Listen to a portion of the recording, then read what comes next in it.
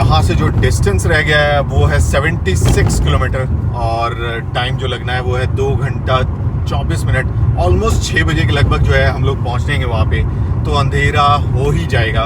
और हमारा टारगेट भी यही था कि उजाले में जो है हम ये वाला स्ट्रेच कवर अप कर लें, सो दैट कि हम कहीं भटके नहीं। 2 रास्ते होते हैं चोपटा जाने के लिए, तो हम कहीं इधर उधर भटक ना जाएं, इसीलिए चाहते थे ये वाला स्ट्रेच जो था ना वो उजाले में कवर कर लें।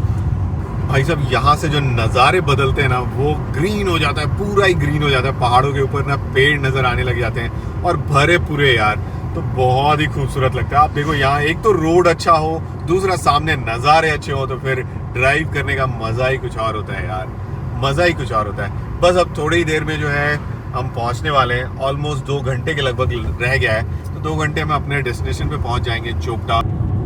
सामने देखो यार पेड़ लगे हुए पहाड़ और हरे भरे पहाड़ दिखाई दे रहे हैं, और साथ में उसके अगर ऐसा रोड हो ना, रोड तो यार ऐसा मक्खन रोड आ गया ना, अचानक से ऐसा लग रहा है जैसे कि मैं 70-80 की स्पीड पे उड़ा दूं, लेकिन ऐसा कर नहीं सकते एज बिकॉज आपको कंट्रोल में चलना है। सावधानी हटी पूरी सब्जी बटी, तो ऐसा नहीं करना है कि पूरी सब्जी नहीं बटवाना है, आराम आराम से चलना है, इंजॉय करना है, इस वैली को एंजॉय करना है, इस ड्राइव को एंजॉय करना है। और अगर रोड अच्छा हो तो आराम से ड्राइव करना है, स्मूथली ग्लाइड करना है, जैसे कि मक्खन पे गरम चाकू।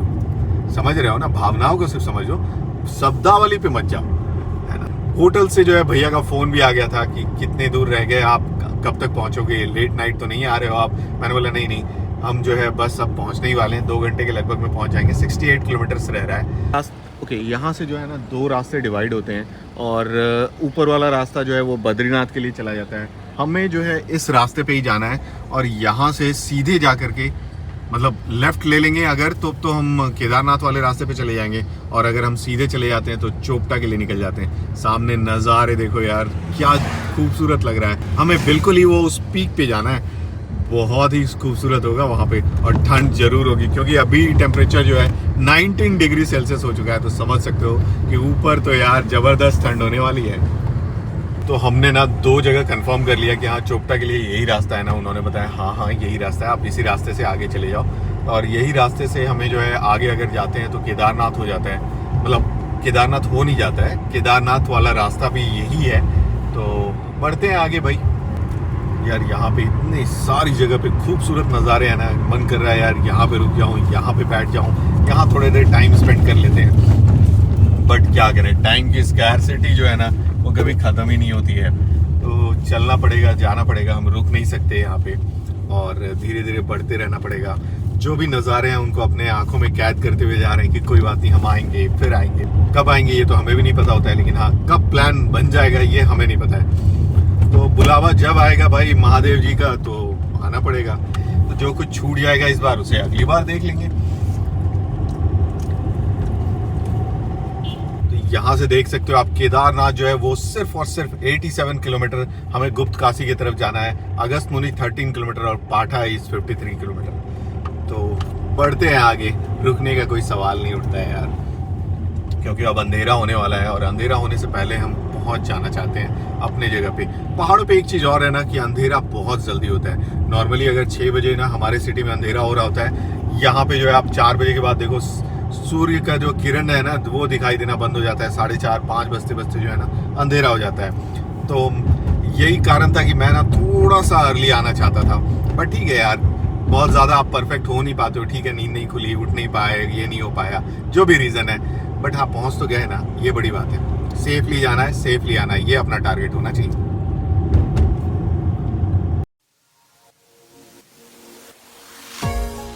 तो यहाँ पे आप बोर्ड देख सकते हो, यहाँ पे गुप्त काशी 37 किलोमीटर, जो कि अभी थोड़ी देर पहले भी बताया था मैंने, और सोन प्रयाग भी यहीं पे है। तो 3 प्रयाग हो गए ना, देव प्रयाग, रुद्र प्रयाग और सोन प्रयाग, और एक कर्ण प्रयाग भी है। तो बहुत सारे प्रयाग हैं, और जहाँ जहाँ प्रयाग है वहाँ पे भाई संगम है। तो एक एक करके मैं आपको सभी के बारे में बताऊंगा। सबसे पहले था देव प्रयाग। देव प्रयाग में जो है अलकनंदा और भागीरथी नदी मिलती है, और ये दोनों मिलकर के जो है आपको गंगा बनाती है। नेक्स्ट वॉज कर्ण प्रयाग। कर्ण प्रयाग में 2 नदियां मिलती है, और यहाँ पे एक है अलकनंदा और दूसरा जो है वो पिंडार नदी है। तो ये दोनों नदी के कॉन्फ्लुएंस को जो है कर्ण प्रयाग बोला गया है। तीसरा जो आता है वो है सोन प्रयाग। सोन प्रयाग में जो है मंदाकिनी के साथ जो है बॉस्की रिवर जो है वो मिलती है। 3 कॉन्फ्लुएंस तो मैंने बता दिया आपको। और विष्णु प्रयाग में जो है वो है धौली गंगा और अलकनंदा का मेल होता है। नंबर जो है वो आता है आपका नंद प्रयाग का, जिसमें कि नंदाकिनी और अलकनंदा मिलती है। तो प्रयाग की बात करते करते देखो हम पहुंच चुके हैं रुद्रप्रयाग में, जो कि रुद्रप्रयाग तो आपको बताया ही, रुद्रप्रयाग में जो है अलकनंदा और मंदाकिनी रिवर मिलती है। तो यही 5 प्रयाग हैं जो कि उत्तराखंड में है, और आपको शुरू से लेकर के जो है विष्णु प्रयाग से लेकर के जो है देव प्रयाग तक सारे का इन्फॉर्मेशन आपको दे दिया। ये बहुत ही मतलब माइथोलॉजिकल इंपॉर्टेंस वाला चीज है।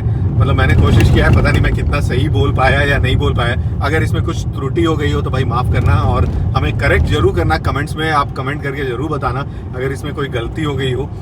बाकी तो यार नज़ारे आप देख ही रहे हो, बस पहुंचने ही वाले हैं, ज़्यादा दूर अब रह नहीं गया है।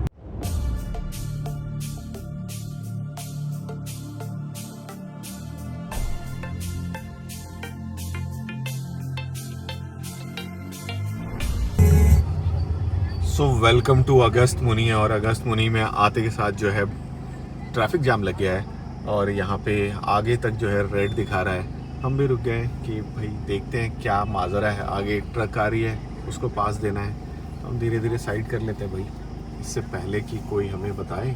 हम खुद ही साइड लेकर के आराम से रुकते हैं।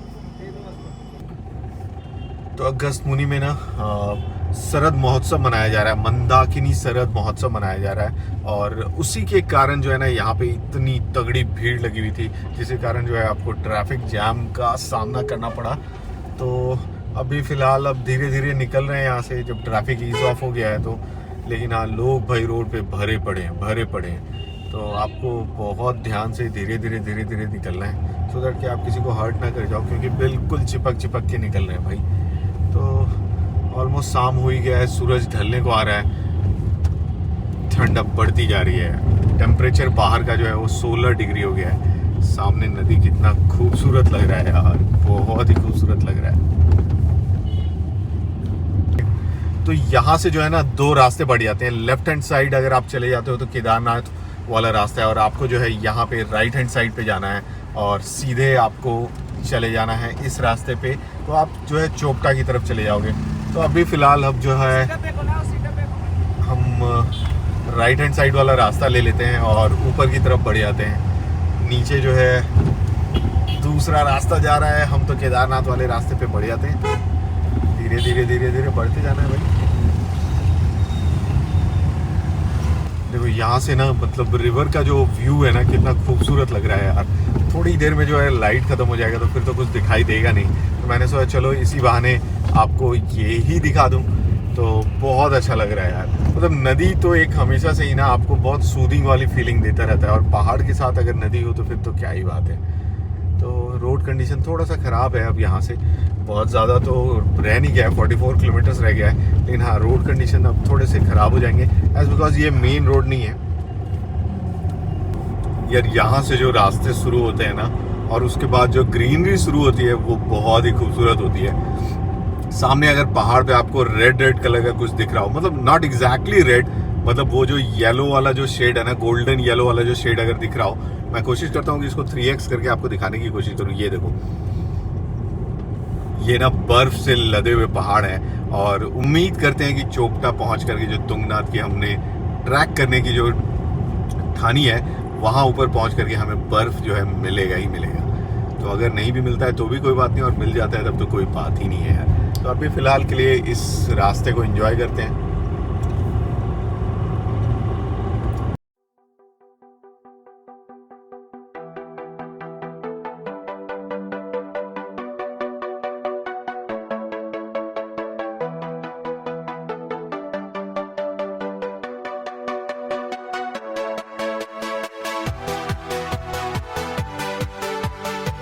तो यहाँ वापस से जो है यहाँ रोड का डाइवर्जन है, और यहाँ पे डाइवर्जन में ना मैप जो दिखा रहा है वो है लेफ्ट हैंड साइड वाला रास्ता, और यहाँ पे जो रास्ता दिखाया जा रहा है जो इस मतलब बोर्ड पे लिखा हुआ वो ये है तुंगनाथ और चोपटा वाला।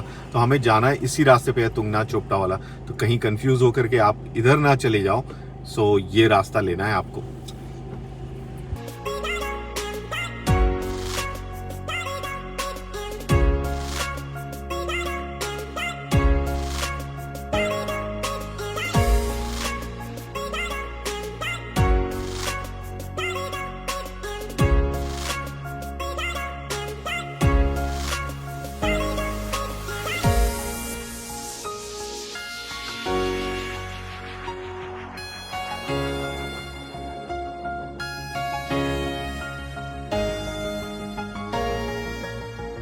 क्या वाटरफॉल है यार, और आवाज़ सुनो इसकी।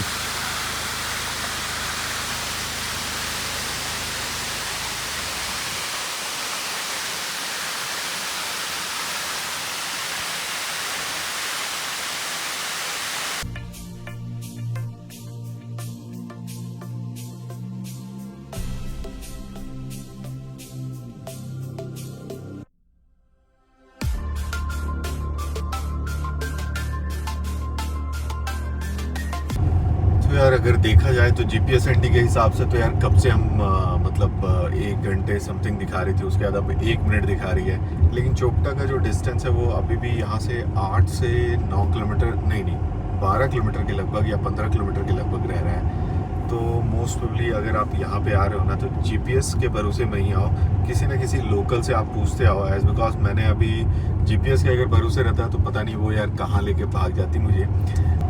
बट हाँ ये है कि आपने मतलब वो जो नीचे बोर्ड बना होता है उस पर देखता गया, उस पर लिखा हुआ था कि चोपटा का डिस्टेंस 5 किलोमीटर है, 7 किलोमीटर ऐसे करके दिखा रहा था, तो समझ में आ गया कि नहीं हम सही रास्ते पे हैं। तो इसलिए कभी कभी जो है ना जीपीएस को छोड़ करके जो है ना आप आईपीएस भी यूज़ कर लिया करो, इंडियन पोजिशनिंग सिस्टम, समझ रहे हो ना।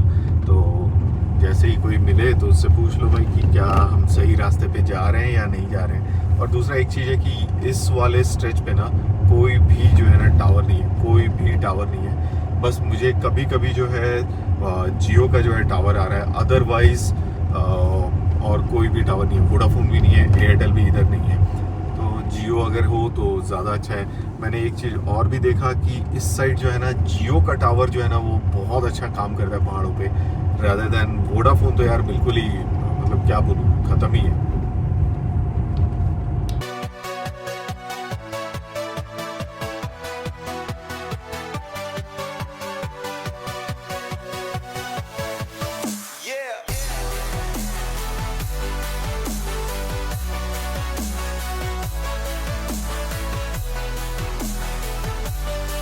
तो फाइनली गाड़ी यहाँ पार्क की है और ये है चोपटा मिडोस हेरिटेज कैंप। तो हम यहाँ पे आज रुकने वाले हैं और हमारा जो कॉटेज है वो पीछे की साइड है। तो अभी फ़िलहाल चलते हैं वहाँ पे और फिर आपको दिखाते हैं कहाँ है भाई हमारा कैंप।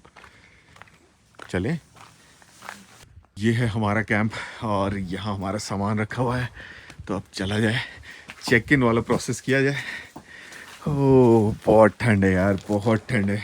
और ये छोटा सा कोजी सा रूम हमारा, जहाँ भाई आज रात यहाँ बिताना है। हाँ, और यहाँ देखो भूत बने हुए हैं। हाँ बने हुए हैं, थोड़ा तो भूत बने हुए हैं। ये है हमारा वॉशरूम जो कि काम चला हुआ है, बहुत ज़्यादा कुछ तो नहीं लेकिन है, काम चल जाएगा अपना। सो गजब का एडवेंचरस ड्राइव रहा। हम गलत रास्ते पे जा रहे थे और हमें पता था कि हम गलत रास्ते पे जा रहे हैं, लेकिन फिर भी मैंने कंटिन्यू किया और मुझे पता था कि जीपीएस जो है कहीं ना कहीं हमें फंसा रहा है। लेकिन मैंने सोचा चलो कोई बात नहीं, ट्राई करने में कोई हर्ज नहीं है। तो ऑल्दो वो रास्ता थोड़ा सा ख़राब था बट ठीक है, इट्स ओके, चलेगा। अब समय है रेस्ट करने का, एज बिकॉज कल जो है हम ट्रैक करने के लिए निकलेंगे और बाहर ठंड बहुत ज़्यादा है, बहुत ज़्यादा मीन्स बहुत ज़्यादा है। तो अभी फ़िलहाल के लिए ठंड वाले कपड़े पहनते हैं क्योंकि जो है ठंड के मारे जो ना कुकड़ी जम रही है, अल्लाह। तो बहुत ठंड है यार, 4-5 डिग्री सेल्सियस है, तो ठंड फील हो रही है। इससे पहले कि हमें ठंड लग जाए हम इनर विनर निकालेंगे और इनर पहनेंगे, जैकेट पहनेंगे, सो दैट कि हमें ठंड ना लगे। तो अब वो काम करते हैं, फिर डिनर करेंगे, फिर आपको दिखाते हैं डिनर में आज क्या है। यहाँ पे गरम गरम रोटी बन रही है, वहाँ पे बेला जा रहा है, वहाँ पे दाल सब्जी तैयार हो गई है। अब जो है भैया प्लेट वहाँ पे लगा चुके हैं, अब खाते हैं थोड़ी देर में क्योंकि गरम गरम खाना खाना बहुत ज़रूरी है भाई। पानी लेकर के आते हैं। ये रहा रोटी, ये दाल और ये सब्जी, फटाफट खाते हैं यार इससे पहले कि रोटी ठंडा हो जाए, क्योंकि यहाँ रोटी एक बार ठंडा हो गया ना तो ये टूटेगा नहीं। हालत बहुत पतली है, ठंड में जो है मुंह से आवाज़ नहीं निकल रहा है। तो उम्मीद करते हैं कि आपको ये वाला एपिसोड पसंद आया होगा। तो आज के वीडियो को यहीं पे समाप्त। अब समय है रेस्ट करने का,